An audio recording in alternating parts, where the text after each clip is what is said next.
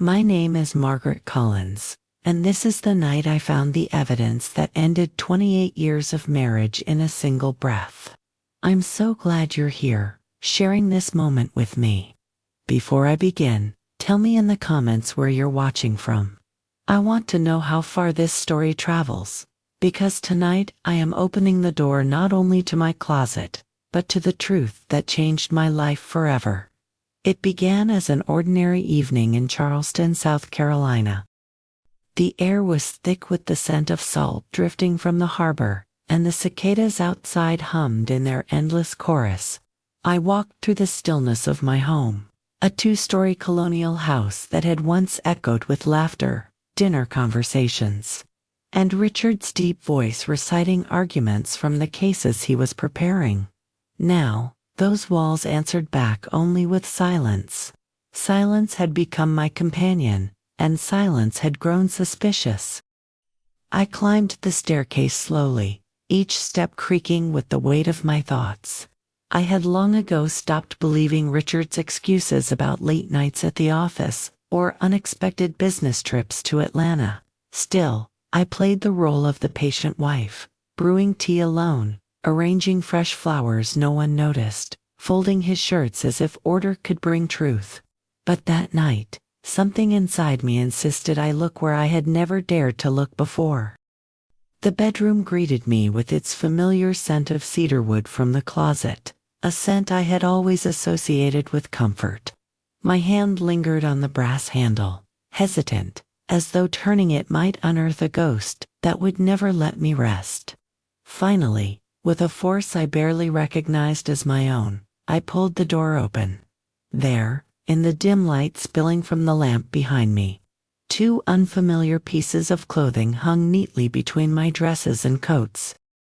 A crimson dress with delicate straps, far too youthful for my taste, swayed gently as if caught in a hidden breeze. Beside it, a beige cardigan, soft and slim, the kind of thing a woman younger than me might wear to brunch or to slip over her shoulders after a night out. Neither belonged to me. My hand reached out, fingertips brushing the fabric, and the faint scent of vanilla perfume rose like a mocking whisper, undeniable in its intimacy and foreignness. In that moment, the truth did not shout. It did not rage. It stood there, as quiet and undeniable as those garments resting among my own. The closet, once a sanctuary of order and familiarity, had become a stage where betrayal hung in plain sight. And though my lips did not move, though I spoke no words, I felt a vow rise within me, a vow that this discovery would not be met with tears alone, but with something far sharper, far colder, and unforgettable. I began to mentally record small discrepancies, like noticing hairline cracks in an old piece of porcelain. A jacket moved places without explanation. Ties disappeared and returned with strange folds. And receipts sat folded in the inner pocket of a blazer Richard rarely wore at home. His once predictable routine had taken secretive turns. Late-night meetings multiplied. Archived messages vanished. The password on his laptop changed without comment, replaced only by a measured silence. At the dinner table, I occupied the opposite chair as if watching an empty stage after the play had ended. His glass of wine stayed half full, faint lipstick marks absent yet imagined, while invisible traces of someone else seemed to linger. When I asked how his day went, he answered with perfectly economical phrases, calculated, rehearsed, flawless. We both knew that honesty lives in details, and details had grown scarce, domesticated, polished beneath varnish.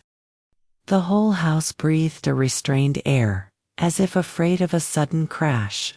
There were nights when his phone buzzed from across the kitchen counter, its hum echoing like a muffled siren. He would say, "It's Charles," something about the board meeting, nothing urgent. I nodded and smiled with choreographed serenity, while mentally noting times, patterns, repeated coincidences. My patience was not submission, it was strategy. Silence, perfected over years of teaching literature, taught me to wait for the grammatical mistake that ruins the entire sentence. I noticed the car smelled different. The leather seats held a sweet, youthful perfume, utterly foreign to my tastes. I asked if he had changed the air freshener and received a rehearsed response, some remark about the car wash. That same day, I found a tissue with pale foundation makeup, crumpled inside the side door pocket. I threw it away, not out of rage, but out of internal cataloging. I wasn't collecting evidence. I was collecting certainty. At the office, Richard began favoring new shirts, pressed perfectly, as though seeking a mirror that would absolve him. I, who once bought his cufflinks during a summer sale on King Street, had become a distant spectator of his artificial adjustments.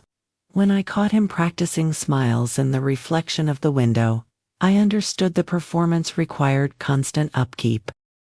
And performances that demand maintenance are expensive. They charge emotional interest, corrode foundations, erase photographs without removing the frame from the wall. One damp night, I listened to rain trickling along the gutters as I silently sorted what I knew from what I still needed to confirm. I did not scream. I was building an invisible chart of motives and occasions, a patient map leading me from fog to clarity. If you've made it this far, stay with me until the end. There is a reason for every silence, and when truth finally walks down the staircase of this house, it doesn't ask permission. It turns on all the lights at once. I turned the hangers slowly, letting the garments confess in their own time. The red dress still carried a thin plastic loop from a retail security tag, sliced cleanly with a tool I did not own. The size was 2 numbers below mine, the brand a youthful line I never favored. The beige cardigan's cuffs were faintly darkened with makeup, a soft crescent near the thumb seam. When I lifted the sleeve to the light, a shimmer of fine gold body powder winked back at me. On the floor of the closet, tucked behind a storage box, I found a narrow shopping bag folded twice. Inside it lay a receipt from Nordstrom, King Street, time-stamped 8:43 p.m. last Thursday. Richard had said Atlanta, client cocktails, late. My calendar remembered the excuse. The paper remembered the purchase. I opened my banking app. A charge for the exact amount stared back, neat as a signature, waiting for me to stop pretending I believed in coincidences. I reached into the cardigan pocket and discovered a second confession. A handwritten note on hotel stationery, counting the days until next time. The script leaned forward, urgent and youthful. A woman's impatience pressed into every stroke. Beside it, a dry cleaning stub from a boutique I had never used. The claim number matched the date of a night he called a partner's dinner. A single long hair, lighter than mine, clung to the adhesive edge and would not let go. I laid everything on the bed like evidence in a quiet courtroom and began to work. I photographed the receipt, the note, the hair against a sheet of white printer paper. I zoomed in on dates, serial numbers, store ID. I checked the photo metadata and saved copies to an external drive I kept for manuscripts I never finished. I printed duplicates, labeled them with calm, librarian precision, and placed each page into a clear sleeve that made truth look sterile, professional, incontrovertible. Verification is the difference between suspicion and certainty. So I called Nordstrom. I asked politely whether a purchase under Richard Collins had been made that Thursday night. The associate paused, then confirmed, "Yes, ma'am, address and a cardigan, gift receipt requested." I thanked her and hung up. I then phoned the boutique cleaner. "Do you have a ticket ending in 41B for Collins?" The clerk replied, "Ready for pickup tomorrow." I whispered, "Perfect," and the house seemed to exhale. I stood in the doorway and looked back at the closet, at the quiet battlefield where the first decisive victory had already been won. I did not feel small. I felt accurate. The clothes were no longer strangers. They were witnesses who had finally agreed to testify. I closed the door gently, not to hide what I knew, but to mark the moment when doubt ended and design began. If truth and resolve speak to you, follow along and subscribe, because I am not done.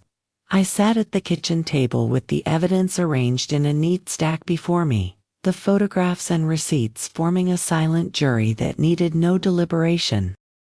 The steam from my tea had long since vanished, leaving only a thin film of cold on the surface. I stirred it once, out of habit, then set the spoon down and folded my hands. The house around me seemed cavernous, its walls echoing with all the conversations that had never been honest. The weight of 28 years pressed down on my shoulders. I thought of the dinners prepared with care, the holidays arranged with precision, the compromises made in the name of partnership. Each memory now flickered under a harsher light, exposing the cracks that I had pretended not to see. Richard's laughter at the head of the table, once my comfort, became a sound I could barely recall without suspicion. Marriage had turned into a theater, and I had been the audience applauding a hollow play.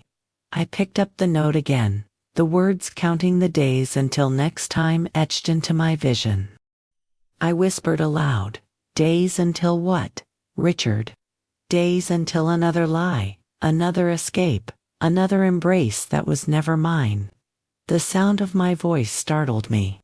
It was low, firm-edged with something I had not felt in years. It was not weakness but a promise, the seed of retribution taking root. The cardigan slipped from my lap to the floor, and I did not bother to retrieve it. Outside, rain had begun to fall, tapping against the window in irregular rhythms. I watched droplets race one another down the glass, imagining each as a fragment of time wasted, moments stolen by deceit. My reflection stared back faintly in the pane, tired but unbroken. I leaned closer, studying the woman who had once believed loyalty could guard against betrayal. She was still here, older perhaps, but sharper now, honed by the bitterness of discovery. She no longer asked why. She asked how to respond. In the quiet, I considered the possible confrontations. I could storm into his office, throw the clothes on the desk, and shout the truth until every corner heard. I could demand explanations, apologies, or vows of change.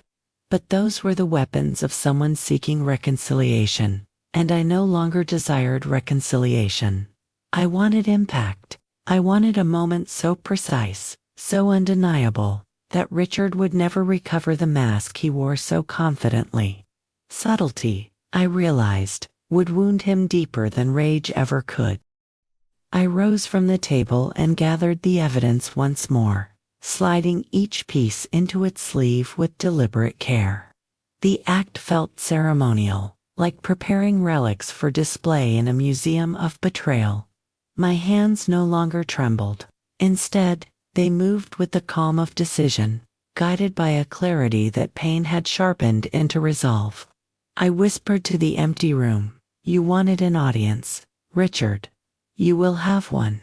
And this time, you will not control the script. If this resonates, share it with someone who understands that silence can be louder than screams." I began to outline my response as if preparing a lesson plan, methodical and precise. The classroom may have been years behind me, but the discipline remained. This would not be a burst of fury, not a reckless outcry. It would be strategy, measured and deliberate. Richard had always prided himself on his image, on the way Charleston's professional circles admired his composure. I would strike there, where vanity meets reputation, and leave him with no shield to hide behind. The first step was documentation. I arranged the receipts, the note, and the photographs in a leather folder I once used for parent-teacher conferences. I labeled each page with dates and annotations, as though preparing exhibits for a trial. The clarity of the evidence was undeniable, and I wanted it packaged with the same elegance Richard used to package his lies. If anyone were to open this folder, there would be no ambiguity, no chance to reinterpret what was written in ink and perfume. Next, I selected a box, not a crude cardboard one, but a decorative container from a boutique on King Street. I lined it with tissue paper and placed the red dress and beige cardigan inside with almost maternal care. On top, I set the note, folded neatly so the words were the first thing to catch the eye. Then, on a slip of my own stationery, I wrote with a steady hand, "Some truths can't stay in a closet, Maggie." It was brief, sharp, and merciless. The delivery was crucial. I researched courier services until I settled on FedEx, their downtown office reliable and discreet. I addressed the package not to Richard but to his senior partner, Charles Price, a man whose sternness bordered on cruel, but whose integrity was unquestioned. If Charles opened that box during a partners' meeting, Richard's double life would unravel instantly. I scheduled the package for morning delivery, timed perfectly to arrive when the office gathered. Yet vengeance is not complete without preparation for what follows. That evening, I called a friend of mine, an attorney who had long since retired from active practice, but still knew every loophole in South Carolina family law. We discussed divorce proceedings, asset divisions, and the paperwork required to secure the house. By the time we hung up, I had an outline clearer than any syllabus I had ever written. Richard would lose more than dignity. He would lose the very foundation of control. Finally, I called a locksmith. The man arrived the next morning, oblivious to the storm. His work would shield me from. He changed the locks on every door, handing me a new set of keys that felt like talismans. I held them tightly, aware that each metal tooth represented a decision already made. When Richard returned to that house, he would find himself locked out of more than the building. He would find himself locked out of the life he once dictated. If you believe in striking where arrogance is weakest, leave a like so I'll know I am not alone.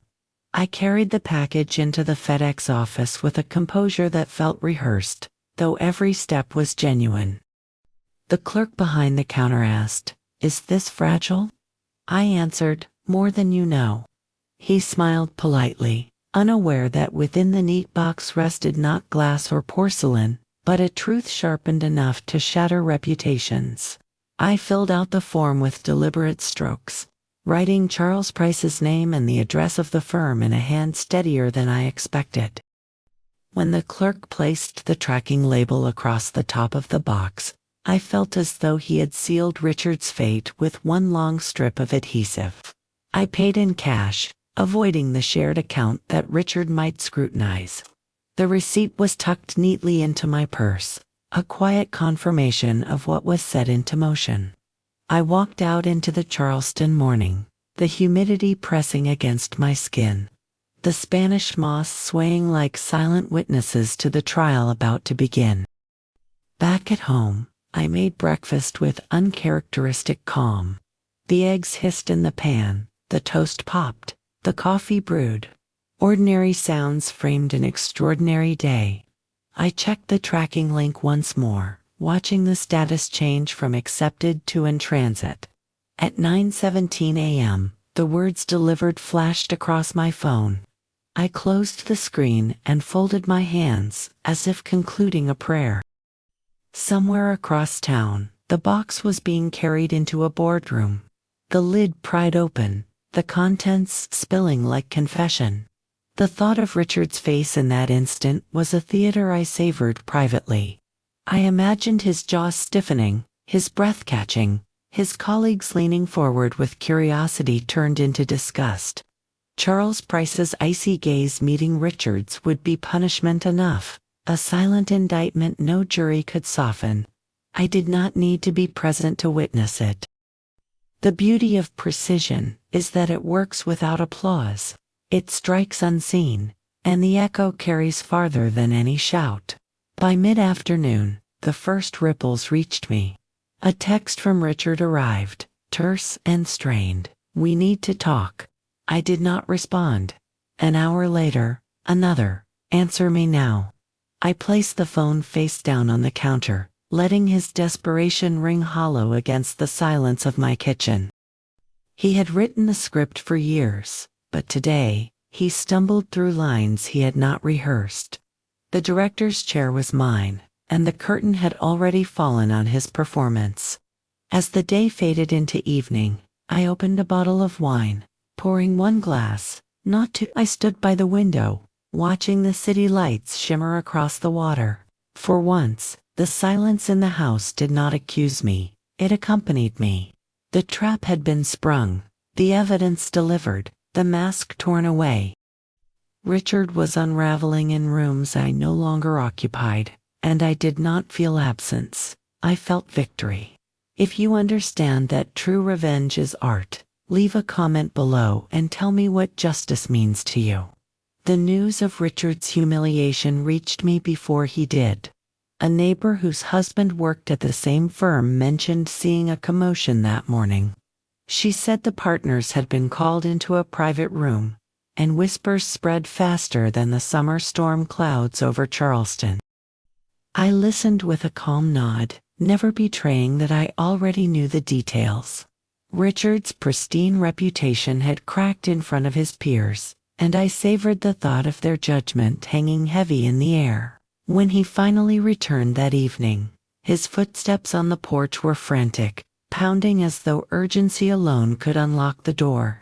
I sat in the living room, lights dimmed, hearing the rattle of the knob followed by silence. A pause, then the harsh clang of keys against the lock, none of them fitting. He muttered my name, louder the second time, then shouted, "Maggie, open this door." I remained still, each word confirming that the locks were changed, the control reversed.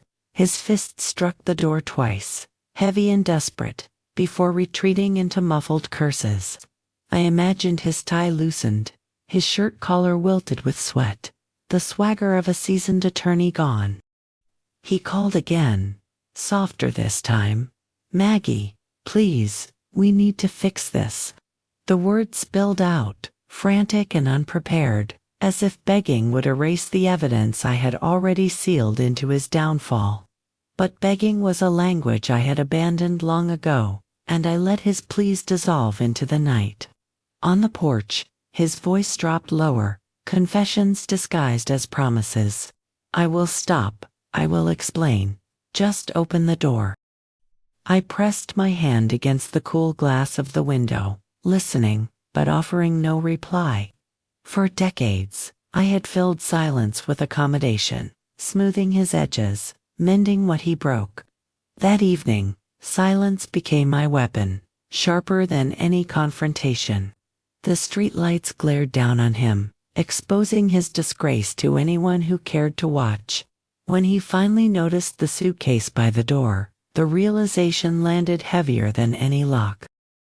Packed neatly, it contained only his belongings, shirts folded, shoes paired, cufflinks wrapped in tissue. A note rested on top, written in the same hand that had signed our wedding vows. Now delivering a different truth. "The house belongs to those who tell the truth. The key is no longer yours." He lifted the note slowly, lips moving without sound, his reflection a broken man on the other side of my door. I poured myself another glass of wine as his footsteps faded down the street, the night reclaiming its calm. The city buzzed in the distance, but here, in this house, I felt the rare weight of justice pressing gently, almost sweetly. For once, Richard was the outsider, his exile sealed not by courtroom order but by my resolve. And as I savored the quiet victory, I ask you now, share this story with someone who needs to be reminded that silence, when chosen, can roar louder than thunder. I sat in the quiet aftermath, the house breathing differently now that Richard's presence no longer polluted the air. For years I had thought of silence as my enemy, something that mocked me between his absences and excuses. Now it stretched across the rooms like a blanket of freedom. I could hear the rhythm of my own breathing, steady and calm, no longer overshadowed by the clamor of his deceptions. The space belonged to me again, and it felt wider than ever before. The closet that had once revealed his betrayal now stood reorganized. I hung my dresses deliberately, leaving space where the intruding garments had once mocked me. I paused to inhale the cedarwood scent, reclaiming it as my own. The red dress and beige cardigan were gone, their absence more satisfying than any confrontation could have been. In their place was order, a tangible reminder that my life was no longer cluttered by lies disguised as loyalty. As I moved through the house, I realized how much of myself had been lost in accommodating him. I noticed the books I had abandoned half-read because I was too busy smoothing over arguments. I touched the piano keys I had silenced because his voice drowned out my music. Each object whispered a question. What will you choose now? For the first time in decades, I had an answer. I would choose myself. The clarity was exhilarating, sharp enough to cut through regret. The phone buzzed again on the counter, Richard's name glowing across the screen. I watched it vibrate, patient, insistent, a ghost trying to haunt the space it no longer owned. I did not pick up. The woman who once answered every call had vanished the moment the locks changed.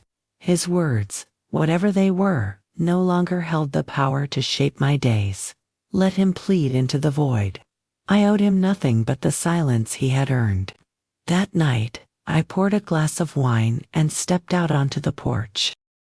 The Charleston air was thick with jasmine, the streets alive with the hum of crickets. I leaned against the railing, letting the quiet night wrap around me like armor. Above me, the stars scattered across the sky without pattern, yet undeniably beautiful.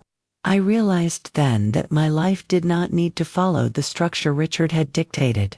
I could write my own pattern, imperfect yet entirely mine. The power of revenge lies not only in the strike but in the release that follows. Richard's downfall had been deliberate, precise, but my liberation was the greater triumph. I no longer carried his shame, nor his secrets. They rested with him, as heavy as his suitcase on that porch.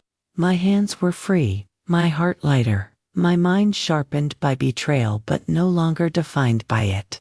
If you believe in reclaiming your voice after silence, subscribe now, because this story is far from over. I returned to the closet one final time, not as a woman searching for answers, but as someone sealing the story she had already written. The cedar scent greeted me, softer now, untainted by the perfumes of strangers. My clothes hung in quiet dignity, each piece reflecting a fragment of my life. I selected a navy dress, simple and strong, and placed it deliberately at the center. It stood alone, not as a reminder of solitude, but as a symbol of sovereignty. As I looked at that single dress, I thought of the woman I had been when I first filled this closet. Young, hopeful, convinced that devotion would guard against betrayal. That woman had lived through decades of sacrifice, swallowing doubts in the name of peace. Tonight, she was gone, replaced by someone sharpened by betrayal, yet polished by survival. I whispered to the empty room. You thought you could bury me in lies, Richard. Instead, you unearthed my strength. I moved through the house slowly, every corner familiar yet reborn. The kitchen where I once waited for his return was now a place where I could cook for myself, on my terms. The dining room, long haunted by empty chairs, would welcome new voices and time. Even the porch, where he had pleaded and rattled the locked door, now felt like a stage I had reclaimed. The home had not changed, I did, and in that shift, everything was new. The phone rang again, persistent, his name glowing across the screen like an echo of a past I no longer recognized. I let it ring out, the silence afterward more powerful than any spoken rejection. His life now spiraled beyond these walls, unraveling in boardrooms, whispered about in restaurants, judged quietly by those he once impressed. That was his prison, not mine. My silence was no longer submission. It was the final verdict, one I had delivered without raising my voice. I poured a last glass of wine and stood at the window overlooking the Charleston streets. The lamps glowed, steady and warm, while the cicadas hummed like an endless hymn. Life outside moved forward, indifferent to his downfall, yet perfectly in tune with my liberation. I raised the glass, not in toast to vengeance, but in honor of freedom, of choosing myself, after years of neglect. For once, I was not waiting, I was arriving, whole and unafraid. So this is my story, and now it belongs to you as much as it does to me. He thought he could hide his sins in closets and shadows, but I dragged them into daylight for all to see. I am glad you stayed until the end. If this story reached you, let me know in the comments where you're listening from, because I want to see how far the truth can travel. And if you believe in strength reborn from betrayal, like this video and subscribe, because more stories are yet to come.